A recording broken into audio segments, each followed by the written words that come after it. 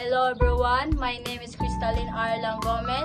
For today's video, we're going to talk about sustaining an ICT project profile change. Go.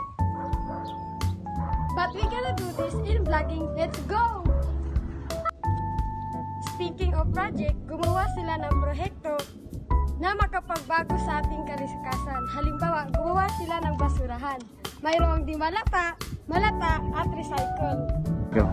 Ngayon, dito naman tayo sa pangalawang project. Ito ang comfort room sa Esplanade. Ito ay construct noong January 28, 2025. Ito ang kanilang ginawa. Ito ay hindi pa natapos kasi sinimulan pa nila bago pa. Hello everyone! So dito namin napili ang lugar na ito dahil dito namin nakikita ang pag-sustain nila sa project dito.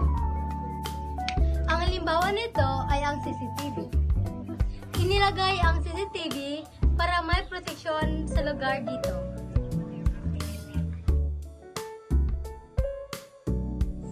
Magbigay reaction naman tayo sa project na ito. Ito ginawa ni Frederick Shaw at tinatawag itong The or Esplanade.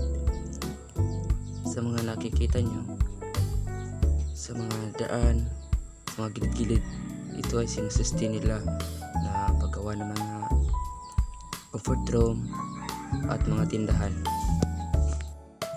Karagdagang impormasyon dito ay panatilihing malinis ang kapaligiran dito sa Esplanade. Gaya nitong nakikita nyo, dapat i-sustain nilang cleanliness.